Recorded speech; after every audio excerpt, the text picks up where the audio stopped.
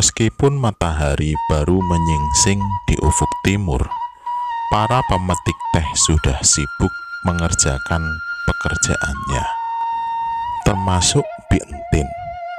Seperti biasanya, ia ditemani oleh Lasmi.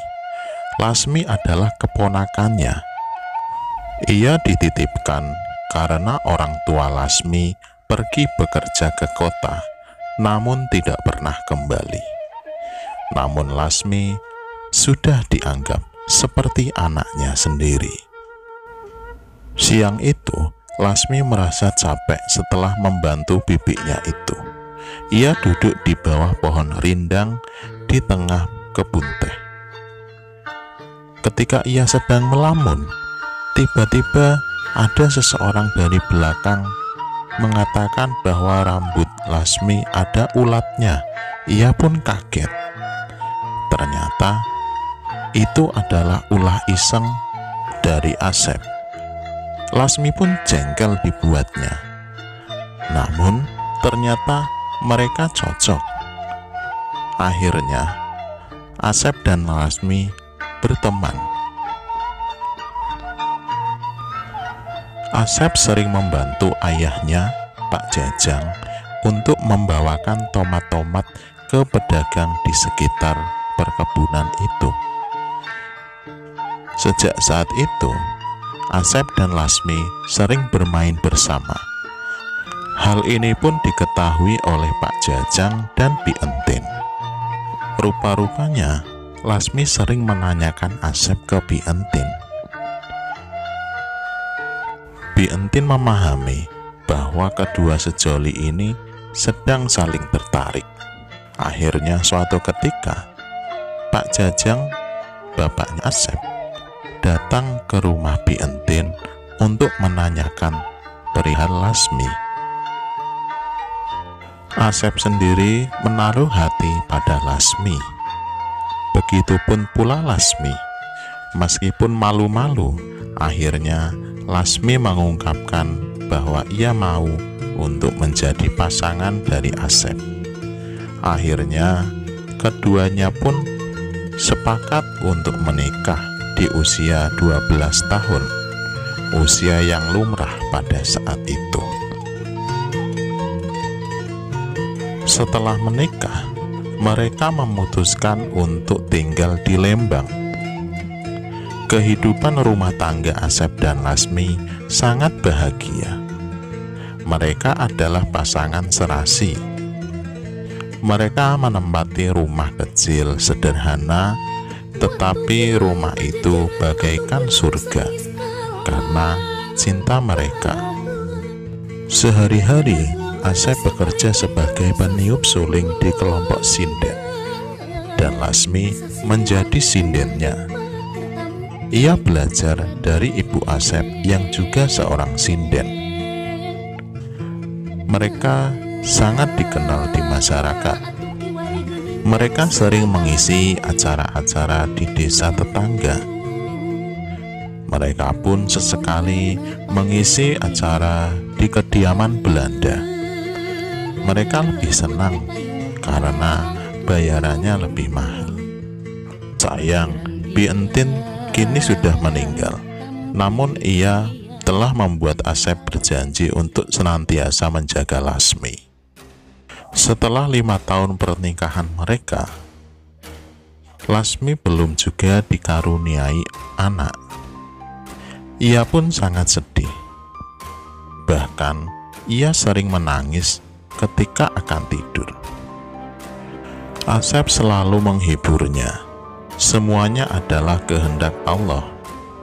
Ia harus rela dan sabar bahwa semuanya sudah diatur yang di atas.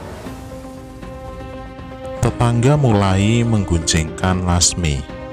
Mereka mengatakan bahwa Lasmi tidak akan punya anak. Lasmi mandul. Tentu Lasmi sangat sedih mendengarnya. Tapi sebagai penyemangat, setiap Lasmi bertemu ibu hamil, ia selalu mengusap perut ibu itu. Tapi Yang membuatnya paling sedih adalah ejekan seorang Belanda yang mengetahui keadaannya. Tapi Asep di sana untuk memberinya semangat. Tak disangka, setelah 10 tahun pernikahan, akhirnya Lasmi dikaruniai kehamilan. Rupanya doa-doa mereka kini dikabulkan.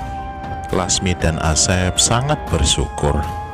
Tetangga yang dulu menggunjing kini memberikan doa dan selamat kepada mereka berdua. Asep mengatakan kepada Lasmi bahwa ia tidak perlu untuk bekerja lagi. Namun Lasmi yang mengetahui suaminya sakit-sakitan dan juga punya penyakit gula menolak hal itu. Ia tetap ingin untuk membantu suaminya. Suatu malam, Lasmi membantu Asep menyinden. Tapi karena kehamilannya, ia jadi cepat capek. Asep yang melihat keadaan Lasmi sangat iba, tetapi di sana ia tidak bisa beristirahat sehingga mempersilahkan Lasmi untuk pulang terlebih dahulu. Di malam yang gelap gulita, Lasmi memberanikan diri untuk pulang ke rumahnya. Ia melewati jalan Wastu Kencana yang minim penerangan, karena ia ingin cepat sampai di rumah. Keadaan sangat sepi, tidak ada seorang pun. Hanya Lasmi yang berjalan sambil menahan lelah dan kantuk. Tanpa disadari, sebuah kendaraan pengangkut melaju begitu cepat dari arah depan. Lasmi yang melihat itu sangat kaget. Ia pun tidak bisa berbuat apa-apa dan tidak bisa menghindar, karena mobil itu melaju begitu cepat. Mobil itu kini sudah berada di depan Lasmi dan siap untuk menerjangnya. Tubuh Lasmi terseret hingga 8 meter oleh kendaraan itu. Ia mengalami banyak luka. Darahnya mengalir. Rahangnya sobek. Ia merasakan rasa sakit yang sangat di perutnya. Ia tidak bisa memikirkan apapun selain kandungannya. Kedua sopir itu pun keluar dari dalam mobil. Lasmi pun samar-samar melihat penabraknya, tapi ia tidak bisa berbuat apapun. Tubuhnya kaku, kakinya mulai terasa dingin.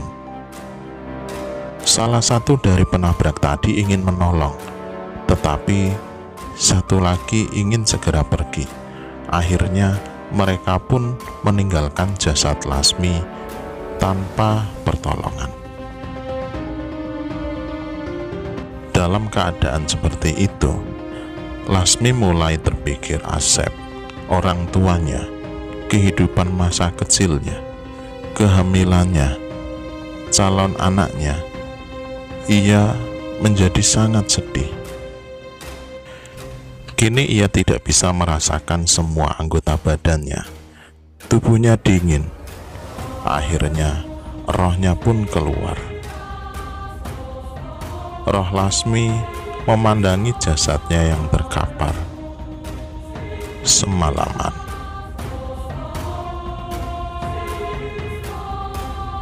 Pukul 5 pagi esok harinya, sepasang suami istri melintas di jalan itu. Mereka dikagetkan dengan ditemukannya jasad manusia yang terbujur kaku, bersimbah darah. Mereka segera pergi untuk mengabarkan kepada masyarakat desa. Ada yang menabuh kentongan. Akhirnya banyak masyarakat yang berkumpul di sekitar itu.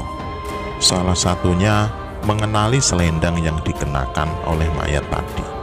Itu adalah selendang Lasmi, istri Asep.